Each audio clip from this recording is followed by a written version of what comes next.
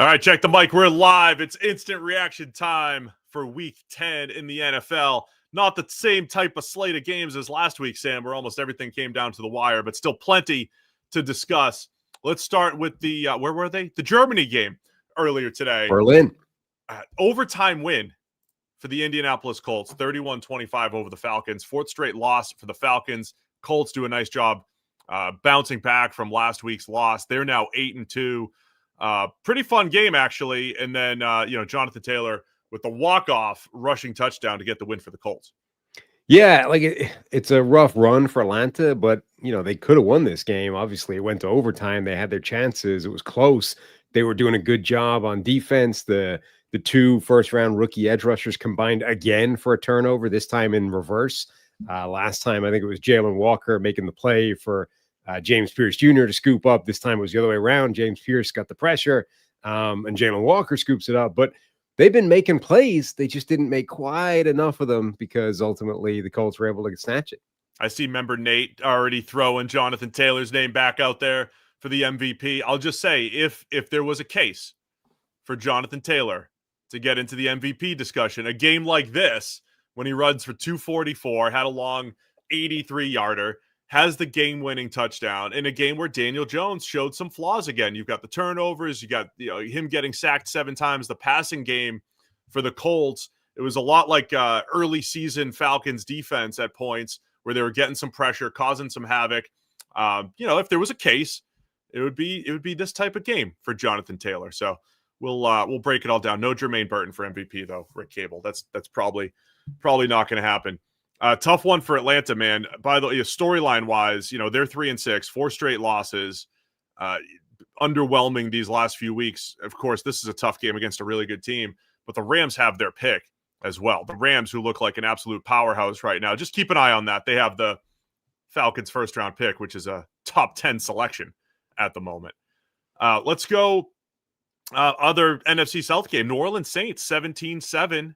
Over the Panthers. The Panthers continue to confuse us week after week, Sam. After last week's win against the Packers, disappointing loss at home against a 1-win Saints team.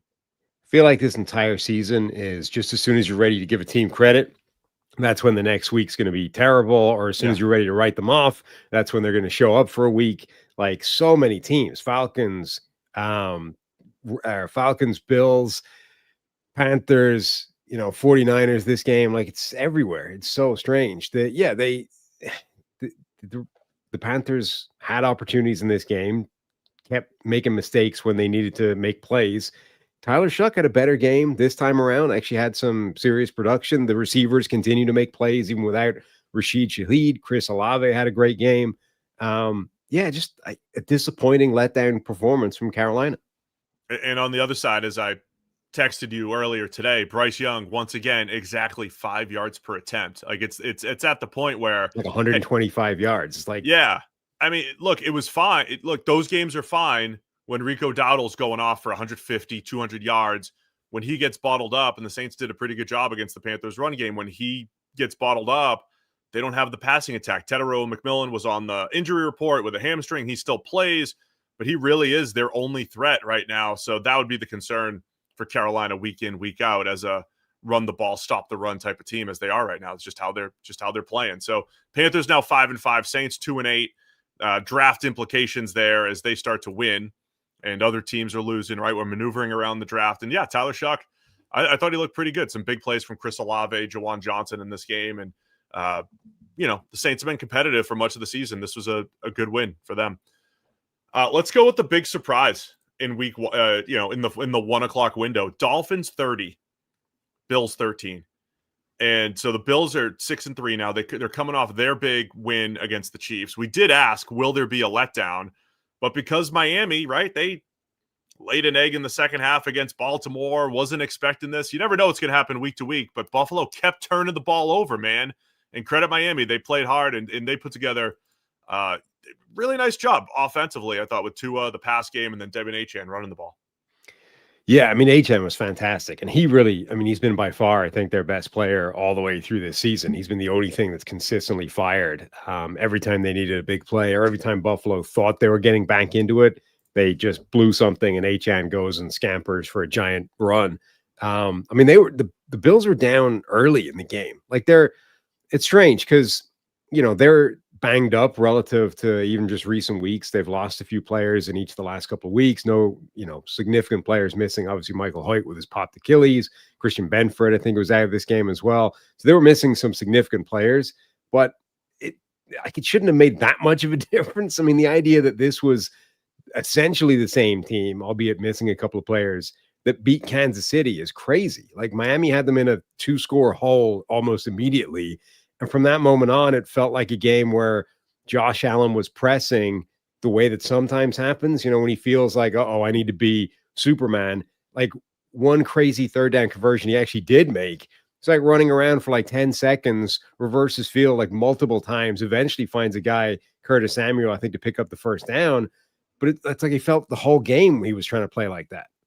As always, we'll break it all down tomorrow. The thing that stood out to me, though, was the Bills did have some long drives. They just continued to end in turnovers, right? As soon as they started moving the ball, Josh Allen fumbles, James Cook fumbles, Josh Allen end zone interception.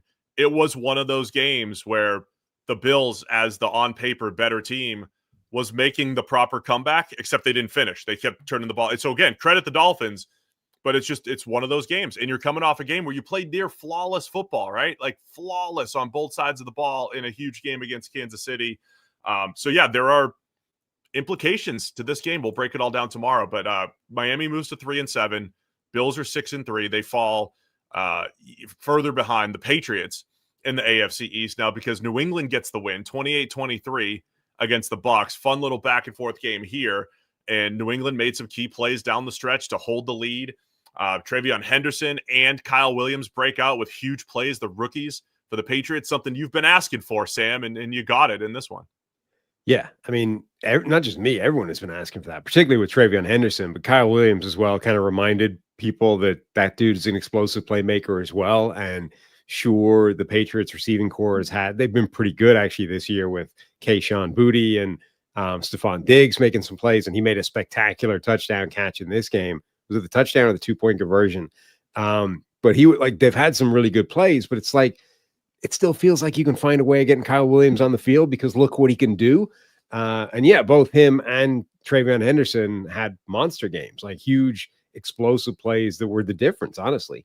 Yeah, huge plays from Travion and the 72-yard touchdown from Kyle Williams. I love the stat NFL Plus put out there. The only time rookies had 3 50-plus yard plays, or teams had 3 from a rookie today, in the Randy Moss Thanksgiving game, 1998. Randy had him all by himself. This one was Travion plus Kyle Williams. So anytime you can do something Randy Moss did all by himself, and it takes 2 players, pretty impressive.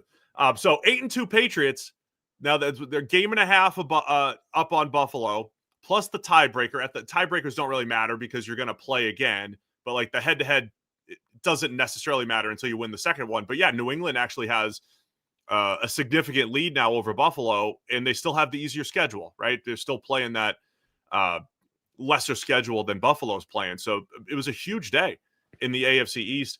And then Tampa Bay coming off their bye.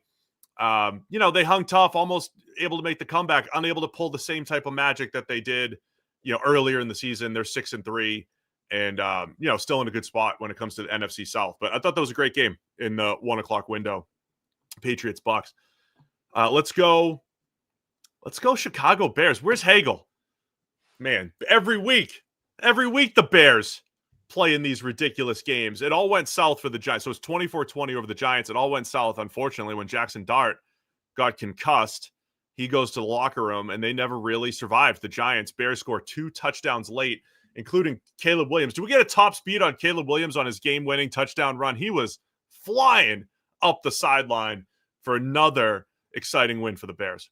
Yeah, really impressive by him. Some impressive throws and plays scrambling or with his legs.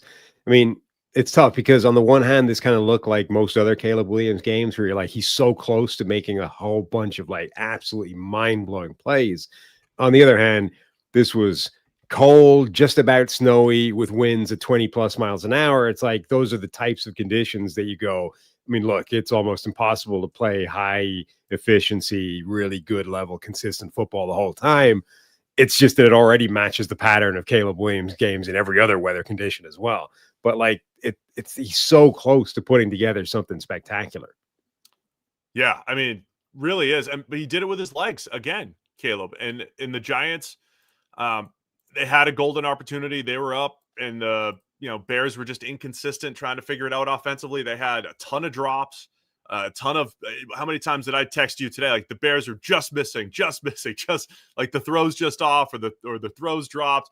And Caleb Williams does it with his legs. Finished with 63 yards on the ground, including the 29-yard game-winning touchdown, which was spectacular. So Bears moved to 6-3.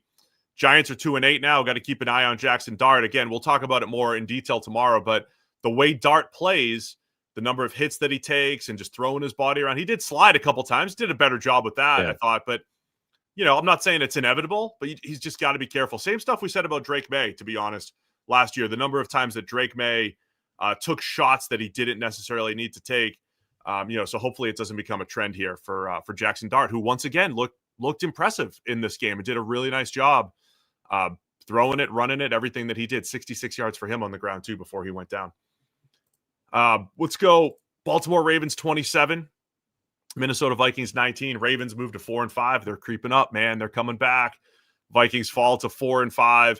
A bunch of weird stuff going on in this game, but the Ravens once again better defensively. Couple turnovers from JJ McCarthy, uneven game from him in his second start back, and then Lamar and the Ravens. I thought they did a really nice job, just getting rid of the ball, trying to protect Lamar in the pass game against Flores' defense. Yeah, I mean, they looked, the Ravens looked solid, but I think the Vikings, this was a game that they gave away more than anything else. I mean, they had opportunities to win this game. They turned the ball over 3 times, and that honestly ends up being the difference.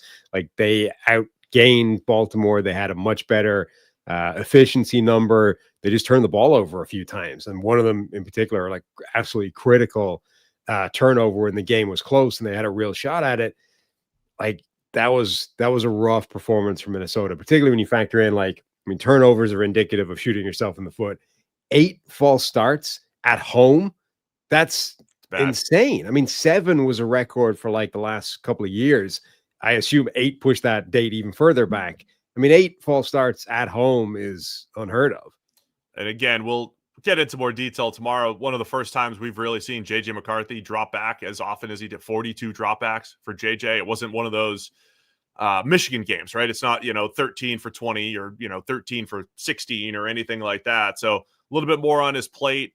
Jalen Naylor with a huge game for the Vikings. Zay Flowers with some big plays for Baltimore. They got Derrick Henry going when they needed him. So Baltimore continues to just tick some of those boxes on their way back in, keeping a close eye on tonight's game, Steelers-Chargers, to see if they gain a full game on Pittsburgh in the AFC North later on. Let's go. I couldn't believe this final, Sam.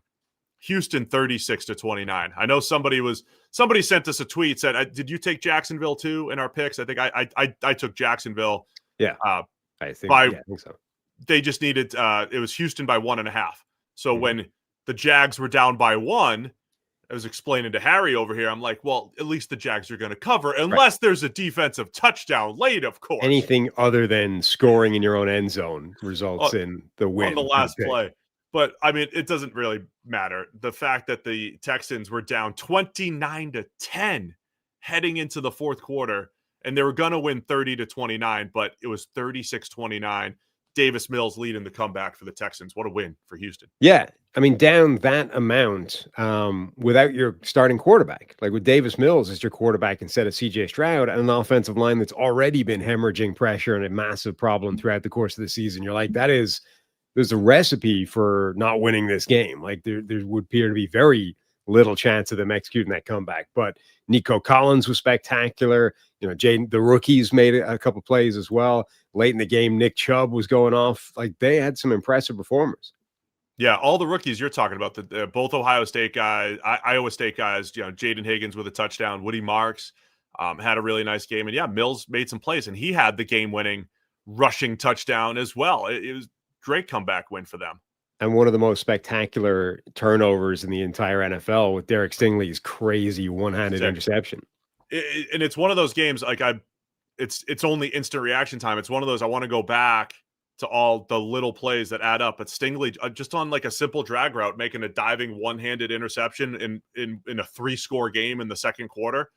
those plays added up, and Houston made a ton of them. And over time, their defense was just too good. I know the chat's buzzing about Trevor Lawrence and what he's unable to do, but it's like, yeah, some of the same questions with Lawrence. It's not all on him, but a couple times you need some big plays from him, and they're just not there.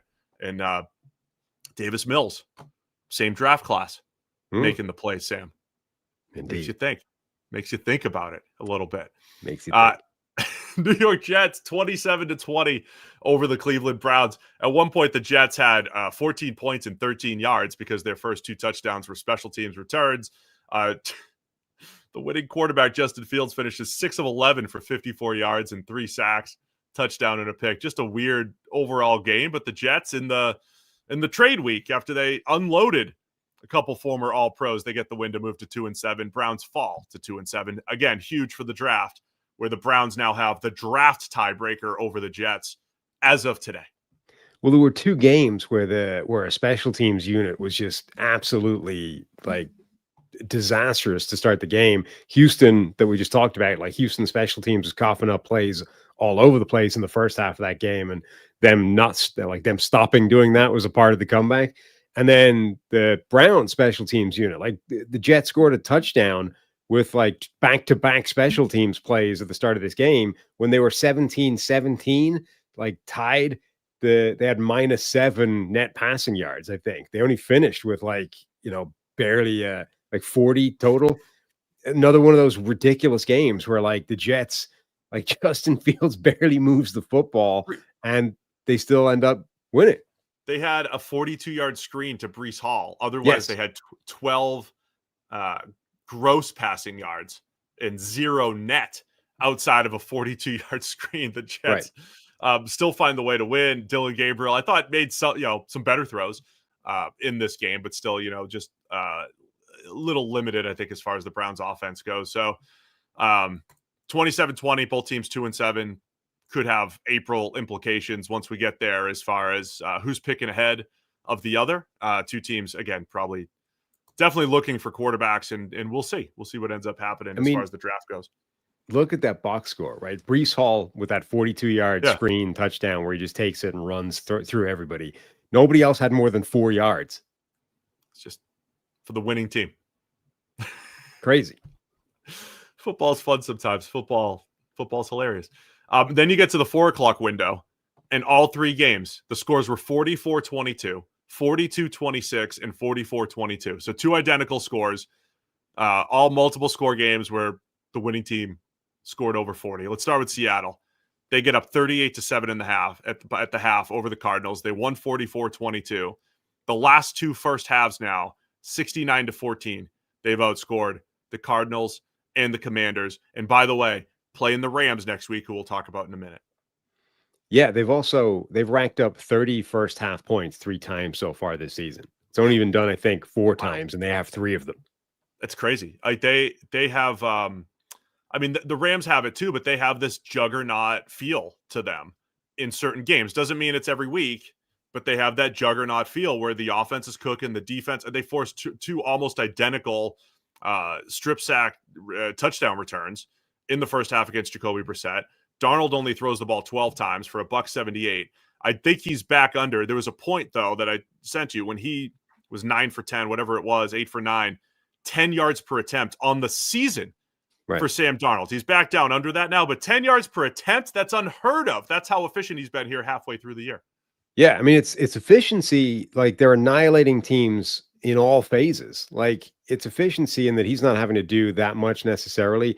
Every time they take a deep shot to JSN, he's open. They're scoring off the back of it. They're running the ball well this game, which is not necessarily an every week thing. The defense is murdering people. Special teams are having success as well. Like, they lost the turnover battle in this game and still absolutely destroyed Arizona, stomped them. That's going to be the thing to keep an eye on as we preview next week's game, Seahawks-Rams, and we'll talk Rams here in a second.